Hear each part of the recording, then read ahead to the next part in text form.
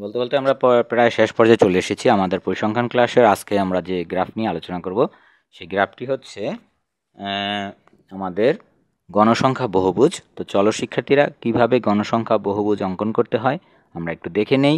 তার আগে দেখে নিই গণসংখ্যা বহুভুজ কাকে বলে। কোনো অবিচ্ছিন্ন পথের শ্রেণী ব্যবধানের বিপরীতে গণসংখ্যা নির্দেশক বিন্দু সমূহকে পর্যায়ক্রমে রেখাংশ দ্বারা যুক্ত করলে যে লেখচিত্র বা রেখা পাওয়া যায় তাই গণসংখ্যা বহুভুজ রেখা বা গণসংখ্যা বহুভুজ।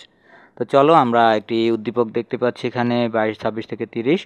এখানে 1 নম্বর প্রশ্নে গণসংখ্যা বহুভুজ অঙ্কন করো এবং 2 নম্বর প্রশ্নে আয়তলেখ অঙ্কন করে গণসংখ্যা বহুভুজ অঙ্কন করো। তোমাদের 2 ধরনের কোশ্চেনই আসে, তো আমরা আজকে সেই দুইটো নিয়ে আলোচনা করব।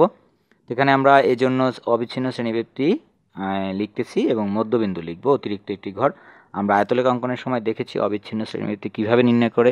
তোমরা যারা আয়তলেখ ক্লাসটি দেখোনি, অঙ্কনের ক্লাসটি দেখোনি, তারা আয়তলেখ অঙ্কনের ক্লাসটি অবশ্যই দেখবে, তাহলে অবিচ্ছিন্ন শ্রেণীব্যক্তি সম্পর্কে ভালো ধারণা পাবে। তো এই পর্যায়ে আমরা মধ্যবিন্দু নির্ণয় করলাম। দেখো 28, 33। আমরা মধ্যবিন্দু কীভাবে নির্ণয় করি অবশ্যই তোমরা জানো। 36 থেকে 40 যোগ করলাম এবং 2 দ্বারা ভাগ করে 38 এবং প্রত্যেকটা মধ্যবিন্দুর ঘর নির্ণয় করলাম। তো আমরা গ্রাফ কাগজে কি করব, এক্স ওয়াই ড্যাশ হলো এক্স অক্ষ, আমরা এটা জানি, এবং ওয়াই ও ওয়াই ড্যাশ হলো ওয়াই অক্ষ। এক্স অক্ষে অবিচ্ছিন্ন শ্রেণীতে বসাবো এবং ওয়াই অক্ষে গণসংখ্যা বসিয়ে গণসংখ্যা বহুভুজটি অঙ্কন করব। তো চলো শিক্ষার্থীরা, আর কথা নেই, আমরা গণসংখ্যা বহুভুজ অঙ্কন করেই। এই জন্য আমরা একটি গ্রাফ কাগজ নেব অবশ্যই গণসংখ্যা বহুভুজ অঙ্কনের জন্য। তো গ্রাফ কাগজটি আমরা নিলাম। দেখো এখানে একটি গ্রাফ কাগজ দেখতে পাচ্ছ, এই নীল দাগ রেখা, এটা আমরা এক্স ও এক্স ড্যাশ দ্বারা চিহ্নিত করলাম বা এক্স অক্ষ হিসেবে চিহ্নিত করলাম এবং এখানে অবিচ্ছিন্ন শ্রেণীটা বসাবো তাই লিখে দিলাম। এবং ওয়াই ও ওয়াই ড্যাশ হচ্ছে ওয়াই অক্ষ আমার। তো এখানে কেন্দ্র মানে ছেদবিন্দু বা কেন্দ্র যাই বলো চিহ্নিত করলাম এবং এই অক্ষে গণসংখ্যা লিখবো তাই গণসংখ্যা লিখে দিলাম। এবং গণসংখ্যার রেখাটাকে আমরা 5, 10 করে বিন্দু দেব। 5, 10 আমরা দেখো বিন্দু দিচ্ছি গনে গনে, 15 এবং আমার গ্রাফ কাগজে 20-এর পরে আর নাই, তাহলে 20 দিলাম। তোমরা অবশ্যই তোমাদের গ্রাফ কাগজে যতটুকু জায়গা থাকবে ততটুকু এভাবে 5, 10 করে চিহ্নিত করবে। তো এখানে আমরা দেখো অবিচ্ছিন্ন শ্রেণীবৃত্তি 6 আমার জানায়, আমরা উদ্দীপকে দেখতে পাচ্ছি, তাহলে আমরা 6 ঘর নির্ণয় করলাম এবং বিন্দু দিলাম এবং অবিচ্ছিন্ন শ্রেণীবৃত্তি 25 থেকে 5 এবং 30 থেকে 5 লিখে দিলাম। তো তোমরা অবশ্যই আয়তলেখ কীভাবে অঙ্কন করে যারা জানো বা বুঝতে পেরেছো, আমার ক্লাসটি দেখেছো, তারা অবশ্যই বুঝতেছো কীভাবে আমি আয়তলেখটি আঁকলাম।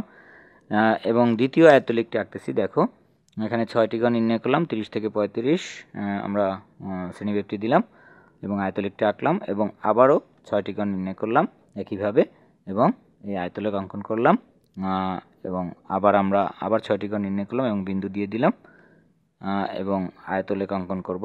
দেখো এই শ্রেণীব্যক্তির আমরা গণসংখ্যা হিসাব অনুসারে আয়তলেখটি আঁকতেছি। দেখো আবার আমরা 6টি ঘর নির্ণয় করলাম এবং 6 ঘরের মাথায় বিন্দু দিলাম এবং শ্রেণীব্যক্তি বসিয়ে দিলাম 45 থেকে 5 এবং 50 থেকে 5 এবং সর্বশেষ আয়তলেখটি আমরা আঁকবো। তো আয়তলেখ তোমরা আগেই শিখে গিয়েছো, যেহেতু আমার আগের ক্লাসটি তোমরা যারা দেখেছো। তো আমরা এখন দেখব এই আয়তলেখের মাঝখানে। দেখো আমি উদ্দীপকে চলে যাচ্ছি। দেখো এখানে মধ্যবিন্দু 28, 33, 38, 43, 48, 53।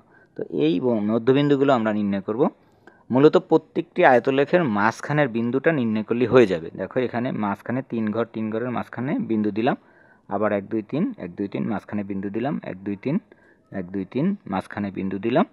প্রত্যেকটা আয়তলেখের এভাবে তোমরা মাঝখানে বিন্দু দেবে। যদি তোমরা 7টি ঘর হয় তাহলে অবশ্যই 3.5, মানে 3 ঘরের পরে আরেকটা ঘরের ঠিক মাঝখানে বিন্দু দেবে। তো আমার এখানে 6টি ঘর, কোনো সমস্যাই নেই, 3টা রেখে মাঝখানে বিন্দু দিলাম। এবার আমরা এই বিন্দু থেকে এই বিন্দু একটা রেখা টানবো, স্কেল দিয়ে হোক বা হাত দিয়ে হোক। আবার এই বিন্দু থেকে এই বিন্দুতে রেখা টানবো, এর পরের বিন্দুতে রেখা টানলাম, এর পরের বিন্দুতে রেখা টানলাম, আবার বিন্দুতে রেখা টানলাম এবং এই বিন্দুতে রেখা টানার সর্বশেষ যেই কাজটি করবে, 2টা বিন্দু ধরে স্কেল দ্বারা যেখানে যায় এক্স অক্ষ পর্যন্ত টেনে দিবে। তাহলে আমাদের এই যে রেখাটা পেলাম, এই রেখাটার নাম হচ্ছে গণসংখ্যা বহুভুজ রেখা। আশা করি তোমরা বুঝতে পেরেছো কিভাবে গণসংখ্যা বহুভুজ অঙ্কন করে। আর যদি প্রথম 1 নম্বর কোশ্চেনটা আসে, আমরা এতক্ষণ 2 নম্বরের কাজ করলাম। 1 নম্বর কোশ্চেন আসলে করবো কি, এই যে রেখার বা পাশে যে অতিরিক্ত জায়গাটা, সাদা জায়গাটা ভরাট করে দেব এবং এই রেখার পরে যে জায়গাটা, এটা মুছে দেব, পেন্সিল রাবার দ্বারা মুছে দেব। অতিরিক্ত জায়গাটা, লাল দাগের বাহিরের জায়গাটা মুছে দেব। তোমরা আবার কথা খেয়াল করো, লাল দাগের বাহিরের জায়গা মুছে দেব।